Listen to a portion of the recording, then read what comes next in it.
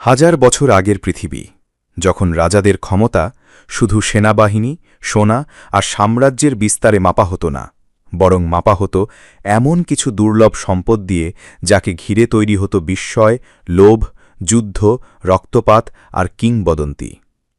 সেই সব কিংবদন্তির মধ্যে এমন এক নাম আছে যা উচ্চারণ করলেই চোখের সামনে ভেসে ওঠে অগাধ ঐশ্বর্য, সাম্রাজ্যের উত্থান পতন, বিশ্বাসঘাতকতা, রাজকীয় মহিমা আর এক দীর্ঘ বিতর্কের ইতিহাস। সেই নাম কোহিনূর। একটি হীরে, অথচ শুধু হীরে নয়, যেন ইতিহাসের বুকের মধ্যে জমাট বেঁধে থাকা এক আলোকিত রহস্য। শতাব্দীর পর শতাব্দী ধরে অসংখ্য রাজা, সম্রাট, বিজেতা আর সাম্রাজ্য এই এক টুকরো পাথরের জন্য মোহে পড়েছে। কেউ এটিকে শক্তির প্রতীক বলেছে, কেউ বলেছে ঈশ্বরের আশীর্বাদ, আবার কেউ এটিকে দেখেছে অভিশাপ হিসেবে। আজও পৃথিবীর কোটি কোটি মানুষের মনে একটি প্রশ্ন ঘুরে ফিরে আসে, কোহিনূর আসলে কার? ভারত কি তার প্রকৃত মালিক? পাকিস্তান কি তার উত্তরাধিকার দাবি করতে পারে? আফগানিস্তানের দাবি কতটা যৌক্তিক? নাকি ব্রিটেনের রাজমুকুটেই তার শেষ ঠিকানা নির্ধারিত হয়ে গেছে? এই এক হীরের গল্পের ভেতরেই লুকিয়ে আছে প্রায় 1000 বছরের বিস্ময়কর ইতিহাস। কোহিনূরের জন্ম মানুষের হাতে নয়, প্রকৃতির গভীরতম গর্ভে। কোটি কোটি বছর আগে পৃথিবীর ভূপৃষ্ঠের বহু নিচে প্রচণ্ড তাপ আর অসীম চাপের মধ্যে কার্বনের রূপান্তর ঘটতে ঘটতে জন্ম নেয় হীরে। তারপর ভূতাত্ত্বিক পরিবর্তনের দীর্ঘ পথে আগ্নেয়গিরির মতো বিস্ফোরণ, শিলাস্তরের আন্দোলন আর প্রকৃতির অদৃশ্য খেলায় সেই হীরে ধীরে ধীরে পৃথিবীর উপরের স্তরের কাছাকাছি আসে। কিন্তু কোহিনূরের ইতিহাসে মানুষের অধ্যায় শুরু হয় ভারতীয় উপমহাদেশে। ইতিহাসবিদদের বড় একটি অংশের মতে বর্তমান ভারতের অন্ধ্রপ্রদেশ অঞ্চলের কোল্লুর খনি থেকেই এই হীরে উত্তোলন করা হয়েছিল। সেই সময় গোলকোন্ডার হীরের খনি ছিল পৃথিবীর অন্যতম প্রধান হীরের উৎস। আজকের দিনে আফ্রিকার বিশাল খনি আবিষ্কারের আগে বিশ্বের অধিকাংশ বিখ্যাত হীরে ভারত থেকেই পাওয়া যেত, আর কোহিনূর ছিল তাদের মধ্যে সবচেয়ে আলোচিত, সবচেয়ে ব্যতিক্রমী। কিন্তু প্রথমে এটি কার হাতে ছিল, এই প্রশ্নের উত্তর পুরোপুরি পরিষ্কার নয়। ইতিহাসের পুরনো দলিল, লোককথা আর বিভিন্ন সাম্রাজ্যের নথি মিলিয়ে ধারণা করা হয় দক্ষিণ ভারতের কাকাতীয় রাজবংশের অধীনেই প্রথমেই হীরে রাজকীয় সম্পদ হিসেবে ব্যবহৃত হয়েছিল। অনেকে মনে করেন এটি কোনো মন্দিরের দেবমূর্তির অলঙ্কার হিসেবেও ব্যবহৃত হয়েছিল। ভাবুন তো, এমন এক হীরে যার আলো শুধু ধনসম্পদের প্রতীক নয়, ধর্মীয় শ্রদ্ধা আর আধ্যাত্মিক মর্যাদারও অংশ। কিন্তু ইতিহাসে শান্তি খুব কম সময়ই স্থায়ী হয়। 14 শতকের শুরুতে দিল্লি সালতানাতের শাসক আলাউদ্দিন খিলজির বাহিনী দক্ষিণে অভিযান চালায়। সেই অভিযানে দক্ষিণ ভারতের বিপুল সম্পদের সঙ্গে এই অমূল্য হীরাটিও উত্তর ভারতের ক্ষমতা কেন্দ্রে পৌঁছে যায় বলে ধারণা করা হয়। এখান থেকেই শুরু হয় কোহিনূরের দীর্ঘ হাতবদলের গল্প। দিল্লির সিংহাসন বদলেছে, রাজবংশ বদলেছে, ক্ষমতার মানচিত্র বদলেছে, কিন্তু কোহিনূর থেকে গেছে ক্ষমতার কেন্দ্রে। পরে মুঘল সাম্রাজ্যের উত্থান ঘটে। 1526 সালে প্রথম পানিপথের যুদ্ধে বাবর যখন ইব্রাহিম লোদিকে পরাজিত করেন, তখন উত্তর ভারতের বিপুল ধনসম্পদের সঙ্গে এক অসাধারণ হীরের উল্লেখ পাওয়া যায় বাবরের আত্মজীবনী বাবর নামাতে। অনেক ইতিহাসবিদ মনে করেন সেটিই ছিল কোহিনূর। বাবর নিজে হীরেটিকে বিরল সম্পদ হিসেবে দেখেছিলেন, কিন্তু এর মূল্য শুধু অর্থে নয়, ছিল রাজকীয় প্রতীকে। এরপর হুমায়ুন, তারপর আকবর, জাহাঙ্গীর, শাহজাহান, একের পর এক মুঘল সম্রাটের হাতে কোহিনূর থেকে যায় সাম্রাজ্যের গৌরব চিহ্ন হয়ে। শাহজাহানের সময় কোহিনূরের মর্যাদা আরও বেড়ে যায়। তিনি যে বিখ্যাত ময়ূর সিংহাসন তৈরি করেছিলেন, সেটি ছিল বিশ্বের ইতিহাসে সবচেয়ে বিলাসবহুল রাজসিংহাসনগুলোর একটি। সোনা, রুবি, পান্না, মুক্তা, অসংখ্য রত্নে মোড়া সেই সিংহাসনের শোভা বাড়াত কোহিনূর। কল্পনা করুন, দরবারে আলো জ্বলছে, সুবিশাল প্রাসাদের দেয়ালে প্রতিফলিত হচ্ছে রত্নের ঝলক, আর সবার নজরের কেন্দ্রে রয়েছে এক অসাধারণ হীরে যার দীপ্তি যেন চোখ ধাঁধিয়ে দেয়। তখন কোহিনূর ছিল শুধু সম্পদ নয়, মুঘল শক্তির দৃশ্যমান প্রতীক। কিন্তু কোনো সাম্রাজ্যই চিরস্থায়ী নয়। অষ্টাদশ শতকে মুঘল শক্তি দুর্বল হতে শুরু করলে বাইরে থেকে আক্রমণকারীদের নজর পড়ে ভারতের বিপুল সম্পদের দিকে। 1739 সালে পারস্যের ভয়ঙ্কর শাসক নাদির শাহ দিল্লি আক্রমণ করেন। দিল্লি লুট হয় নির্মমভাবে। রাস্তায় রক্ত ঝরে, অজস্র মানুষ নিহত হয়, আর মুঘলদের শতাব্দী ধরে জমানো অগাধ সম্পদ লুট হয়ে যায়। সেই সম্পদের মধ্যে ছিল ময়ূর সিংহাসন আর ছিল সেই বিখ্যাত হিরে। বলা হয়, নাদির শাহ যখন প্রথম এই হীরের অসাধারণ দীপ্তি দেখেন, বিস্ময়ে বলে ওঠেন, কোহিনূর, অর্থাৎ আলোর পাহাড়। সেখান থেকেই নাম হয়ে যায় কোহিনূর, একটি নাম যা পরে কিংবদন্তি হয়ে ওঠে। নাদির শাহের হাতে কোহিনূর খুব বেশি দিন স্থির থাকেনি। 1747 সালে তিনি হত্যাকাণ্ডের শিকার হন। তার মৃত্যুর পর তার সাম্রাজ্য ভেঙে পড়ে, আর কোহিনূর পৌঁছে যায় তারই এক সেনাপতি আফগান শাসক আহমদ শাহ দুররানির হাতে। এখান থেকে শুরু হয় আফগান অধ্যায়। দুররানি সাম্রাজ্যের ক্ষমতার প্রতীক হয়ে ওঠে এই হীরে। আহমদ শাহ থেকে তার উত্তরাধিকারীদের হাতে এটি ঘুরতে থাকে, কিন্তু আফগানিস্তানের অভ্যন্তরীণ ক্ষমতার দ্বন্দ্ব, বিশ্বাসঘাতকতা আর রাজনৈতিক অস্থিরতা কোহিনূরকে আবারও অনিশ্চিত পথে ঠেলে দেয়। আফগান শাসক শাহ সুজা বুররানি ক্ষমতা হারিয়ে পালিয়ে যান। নিজের জীবন বাঁচাতে রাজনৈতিক আশ্রয়ের বিনিময়ে শেষ পর্যন্ত কোহিনূর হীরা তুলে দেন শিখ সাম্রাজ্যের মহান শাসক মহারাজা রঞ্জিত সিংয়ের হাতে। তখন 19 শতকের শুরু। পাঞ্জাবে রঞ্জিত সিংয়ের শক্তিশালী শিখ সাম্রাজ্য গড়ে উঠেছে। তার হাতে কোহিনূর নতুন মর্যাদা পায়।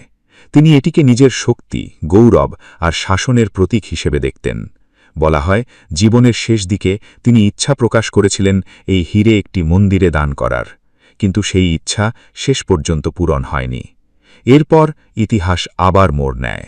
রঞ্জিত সিংয়ের মৃত্যুর পর শিখ সাম্রাজ্যে শুরু হয় ভয়াবহ রাজনৈতিক অস্থিরতা। ক্ষমতার লড়াই, ষড়যন্ত্র, অভ্যন্তরীণ দুর্বলতা, আর ঠিক সেই সুযোগ নেয় দ্রুত শক্তিশালী হয়ে ওঠা ইস্ট ইন্ডিয়া কোম্পানি। প্রথম ও দ্বিতীয় অ্যাংলো শিখ যুদ্ধের পর ব্রিটিশরা পাঞ্জাব দখল করে। 1849 সালের লাহোর চুক্তির মাধ্যমে মাত্র অল্প বয়সী মহারাজা দুলীপ সিংয়ের কাছ থেকে কোহিনূর আনুষ্ঠানিকভাবে ব্রিটিশদের হাতে তুলে দেওয়া হয়। এই হস্তান্তর ছিল পরাজয়ের প্রতীক, আর বহু ভারতীয়র চোখে এটি ছিল ছিনিয়ে নেওয়া সম্পদ।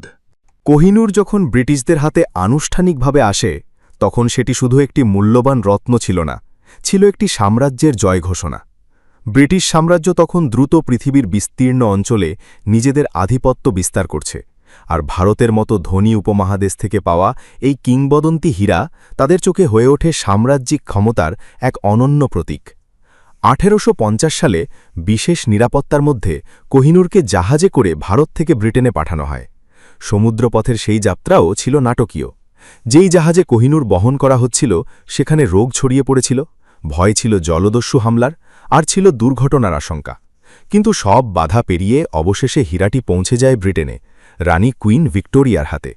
ব্রিটিশ রাজদরবারে কোহিনূরকে এমনভাবে উপস্থাপন করা হয়েছিল যেন এটি কেবল এক রত্ন নয়, বরং পুরো উপনিবেশিক শক্তির গৌরব মুকুট। কিন্তু এক অদ্ভুত বিষয় সামনে আসে। বহু গল্পে, বহু বর্ণনায় কোহিনূরকে পৃথিবীর সবচেয়ে দৃষ্টিনন্দন হীরা হিসেবে বলা হলেও ইউরোপীয় রত্নবিশেষজ্ঞদের একটি অংশ যখন এটি কাছ থেকে দেখলেন, তখন তারা কিছুটা হতাশ হলেন। কারণ কোহিনূরের প্রাচীন ভারতীয় কাঠ ছিল একেবারেই আলাদা। তখনকার ভারতীয় রত্নশিল্পে হীরার প্রাকৃতিক ওজন এবং মূল কাঠামো বজায় রাখার উপর বেশি গুরুত্ব দেওয়া হতো। ফলে এটি ছিল বড়, শক্তিশালী, ঐতিহাসিক, কিন্তু ইউরোপীয় মানদণ্ডে কাঙ্ক্ষিত ঝলকানি ততটা ছিল না। ব্রিটিশ রাজপরিবার চাইল এই হীরাকে এমনভাবে নতুন করে কাটা হোক যাতে এর আলো প্রতিফলনের ক্ষমতা আরও বাড়ে, আর এটি ইউরোপের সেরা রাজমুকুটের উপযোগী হয়ে ওঠে। এখানেই ঘটে ইতিহাসের সবচেয়ে বড় পরিবর্তনগুলোর একটি। কোহিনূরের আসল ওজন নিয়ে ইতিহাসে কিছু মতভেদ আছে, কারণ বিভিন্ন যুগে বিভিন্ন পরিমাপ ব্যবস্থায় এর হিসাব করা হয়েছে। তবে বহুল স্বীকৃত ধারণা হল, খনি থেকে যখন এটি প্রথম বের করা হয়েছিল, তখন এর ওজন ছিল প্রায় 793 পুরনো ক্যারেট, যা আধুনিক হিসাবে আনুমানিক 186 গ্রাম বা প্রায় 3860 আধুনিক ক্যারেটের কাছাকাছি বিশাল এক অপরিশোধিত হীরা হতে পারে বলে কিছু ঐতিহাসিক অনুমান আছে, যদিও এই প্রাচীন হিসাব নিয়ে বিতর্ক রয়েছে। পরে বহু যুগ ধরে কাটাই, পালিশ এবং আকার পরিবর্তনের ফলে মুঘল আমলে এটি প্রায় 186 পুরনো ক্যারেটের কাছাকাছি নেমে আছে, যা আধুনিক হিসাবে প্রায় 191 ক্যারেটের মতো ধরা হয়। কিন্তু ব্রিটিশরা যখন এটিকে আবার কাটার সিদ্ধান্ত নেয়, তখন ঘটে নাটকীয় ওজনহানি। 1852 সালে ডাচ রত্নকারদের দক্ষতায় নতুন করে কাটার পর কোহিনূরের ওজন নেমে আসে মাত্র 105.6 ক্যারেটে। ভাবুন, প্রায় অর্ধেকেরও বেশি অংশ হারিয়ে গেল। ওজন কমল, কিন্তু আলো প্রতিফলনের ক্ষমতা বেড়ে গেল বহুগুণ। এটি আলো উজ্জ্বল, আরও ঝকঝকে, আরও রাজকীয় হয়ে উঠল। অনেকের চোখে এটি ছিল শিল্পের সাফল্য, আবার অনেকের চোখে ছিল ইতিহাসের এক অপূরণীয় ক্ষতি। কারণ নতুন কাঠের সঙ্গে হারিয়ে গেল সেই প্রাচীন ভারতীয় রূপ, সেই ঐতিহাসিক গঠন যে রূপ শতাব্দী ধরে সাম্রাজ্যের উত্থান পতনের সাক্ষী ছিল। কোহিনূরকে ঘিরে আরেকটি কিংবদন্তি শতাব্দীর পর শতাব্দী ধরে টিকে আছে। বলা হয় এই হীরা পুরুষ শাসকদের জন্য অমঙ্গল ডেকে আনে। যেই পুরুষ এটি নিজের করে নিতে চেয়েছে, তার জীবনে এসেছে পতন, বিশ্বাসঘাতকতা, যুদ্ধ কিংবা মৃত্যু। কাকাতীয়দের পতন, দিল্লি সালতানাতে রক্তক্ষয়ী ক্ষমতার লড়াই, মুঘলদের দুর্বলতা, নাদির শাহের হত্যাকাণ্ড, আফগান শাসকদের রাজনৈতিক পতন, শিখ সাম্রাজ্যের ভাঙন, সবকিছু মিলিয়ে এই বিশ্বাস আরও জোরালো হয়। ব্রিটিশ রাজপরিবারও এই গল্প জানত। সম্ভবত সেই কারণেই রানী ভিক্টোরিয়ার পর থেকে কোহিনূর সাধারণত রানী রাজপরিবারের সদস্যদের মুকুটে বসানো হয়। পরে এটি রানী আলেকজান্দ্রা, রানী মেরি এবং রানী এলিজাবেথ দ্য কুইন মাদারের মুকুটে স্থান পায়। রাজা সরাসরি এটি পরেননি। ইতিহাস, কুসংস্কার আর রাজকীয় প্রতীকের এই অদ্ভুত মিশ্রণ কোহিনূরকে আরও রহস্যময় করে তোলে। আজকের দিনে কোহিনূর কোথায় আছে সেই প্রশ্নের উত্তর পরিষ্কার। এটি বর্তমানে টাওয়ার অফ লন্ডনে সংরক্ষিত ব্রিটিশ ক্রাউন জুয়েলসের অংশ হিসাবে রাখা হয়েছে। কড়া নিরাপত্তার মধ্যে বিশেষ কাচের আড়ালে লাখো দর্শনার্থী প্রতি বছর এই হীরাকে এক ঝলক দেখার জন্য ভিড় করেন। মানুষ তাকিয়ে থাকে আর ভাবে, এই ছোট্ট ঝলমলে পাথরের ভেতরে কত ইতিহাস জমে আছে, কত রাজা, কত যুদ্ধ, কত ষড়যন্ত্র, কত কান্না, কত লোভ, কত বিজয় আর কত পরাজয়ের গল্প যেন এর প্রতিটি কোণায় লেগে আছে। কিন্তু এখানেই শেষ নয়। কোহিনূর আজও আন্তর্জাতিক রাজনীতির এক সংবেদনশীল প্রতীক। ভারত বহুবার দাবি করেছে এটি উপনিবেশিক শাসনের সময় অন্যায়ভাবে নিয়ে যাওয়া হয়েছিল, তাই এটি ফিরিয়ে দেওয়া উচিত। ভারতের যুক্তি হল, কোহিনূর ভারতীয় উপমহাদেশের মাটি থেকে উঠে এসেছে, শতাব্দীর পর শতাব্দী ভারতীয় সাম্রাজ্যের অংশ ছিল, তাই এর প্রকৃত সাংস্কৃতিক উত্তরাধিকার ভারতের। পাকিস্তানও দাবি করেছে লাহোর চুক্তির মাধ্যমে এটি পাঞ্জাব অঞ্চল থেকে নেওয়া হয়েছিল, আর বর্তমান লাহোর পাকিস্তানের অংশ, তাই তাদেরও ঐতিহাসিক দাবি আছে। আফগানিস্তান বলেছে নাদির শাহের পর এটি আফগান দুররানি শাসকদের হাতে ছিল, তাই তারাও উত্তরাধিকারী। এমনকি কেউ কেউ ইরানের ঐতিহাসিক সংযোগের কথাও তুলেছেন, কারণ কোহিনূর নামটি পারস্য থেকেই এসেছে। অন্যদিকে ব্রিটেনের অবস্থান দীর্ঘদিন ধরেই প্রায় একই। তারা বলে এটি আইনগত চুক্তির মাধ্যমে ব্রিটিশ ক্রাউনের হাতে এসেছে এবং এটি এখন ব্রিটিশ ঐতিহ্যের অংশ। কিন্তু প্রশ্ন উঠেছে, কোনো চুক্তি যদি শক্তির ভারসাম্যহীন অবস্থায় হয়, সেটিকে কতটা ন্যায্যসঙ্গত বলা যায়? যখন একটি সাম্রাজ্য পরাজিত, শাসক শিশু আর বিজয়ী শক্তি সামরিক ক্ষমতায় প্রভাবশালী, তখন সেই চুক্তি কি সত্যিই স্বেচ্ছায় সম্পাদিত? এই প্রশ্নের উত্তর ইতিহাস সহজে দেয় না। আর সেই কারণেই কোহিনূর শুধু হীরা নয়, এটি উপনিবেশ, ক্ষমতা, সাংস্কৃতিক সম্পদ এবং ঐতিহাসিক ন্যায়ের প্রশ্নের এক জীবন্ত প্রতীক। সবচেয়ে আশ্চর্যের বিষয়, কোহিনূরের বাজার মূল্য কত তার নির্দিষ্ট হিসাব নেই, কারণ এটি কার্যত অমূল্য। এর দাম শুধু ক্যারেট, কাঠ আর স্বচ্ছতায় নির্ধারিত হয় না। এর দাম নির্ধারিত হয় ইতিহাসে, নির্ধারিত হয় এর কিংবদন্তিতে, নির্ধারিত হয় এই সত্যে যে পৃথিবীর খুব কম বস্তু আছে যাকে ঘিরে প্রায় 1000 বছরের ইতিহাস এত গভীরভাবে জড়িয়ে আছে। যদি কখনো এটি নিলামে উঠত, তাহলে হয়তো এর মূল্য বিলিয়ন ডলার ছাড়িয়ে যেত।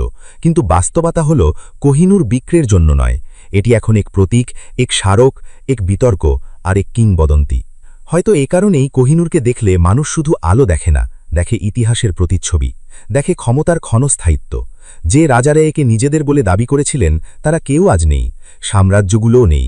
পতাকা বদলে গেছে, মানচিত্র বদলে গেছে, সিংহাসন বদলে গেছে, কিন্তু কোহিনূর রয়ে গেছে নীরব সাক্ষী হয়ে।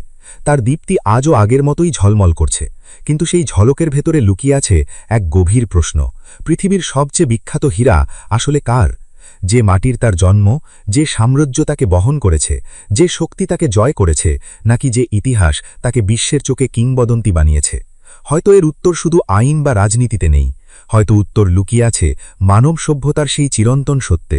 মানুষ সম্পদকে নিজের বলে দাবি করে, কিন্তু সময় শেষ পর্যন্ত সব কিছুর প্রকৃত মালিক হয়ে যায়। আর কোহিনূর সেই সময়ের বুকেই আলোর পাহাড় হয়ে চিরকাল জ্বলতে থাকবে।